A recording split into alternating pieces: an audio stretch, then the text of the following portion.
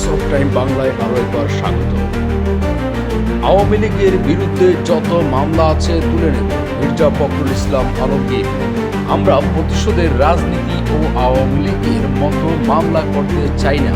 যত মামলা আছে আওয়ামী লীগের বিরুদ্ধে সব মামলা তুলে নেব বলে মন্তব্য করেছেন বিএনপি মহাসচিব মির্জা ফখরুল ইসলাম আলমগীর। মঙ্গলবার 11 নভেম্বর বিকেলে ঠাকুরগাঁও সদর উপজেলার মোহাম্মদপুর ইউনিয়নের শাপলা সরকারি প্রাথমিক বিদ্যালয় মাঠে মত বিনিময় সভায় এসব মন্তব্য করেন তিনি। বিএনপি মহাসচিব বলেন, জামাত কয়েকটা দল সহ জোর জবরদস্তি তাদের দাবি মানাতে চায়, তারা পিয়ার গণভোট চায়। আমরা এটা বুঝি না, এসব আমরা মেনে নেব না। আওয়ামী লীগের ডাকা লকডাউন প্রসঙ্গে তিনি বলেন, আর পাগলামি করবেন না, জনগণের কাছে মাপ চান, এখনো মাপ চাননি। ছোট বাচ্চা ছেলেগুলোকে গুলি করে মেরেছেন। আমরা প্রতিহিংসার রাজনীতি করতে চাই না, শান্তির রাজনীতি করতে চাই।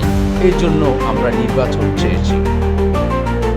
এ সময় জেলা বিএনপির সভাপতি মির্জা ফয়সাল আমিন, সাধারণ সম্পাদক পয়গাম আলী সহ জেলা উপজেলার নেতাকর্মীরা উপস্থিত ছিলেন। দর্শক, মির্জা ফখরুল ইসলাম আলমগীরের এই বক্তব্যকে আপনি কিভাবে মূল্যায়ন করছেন?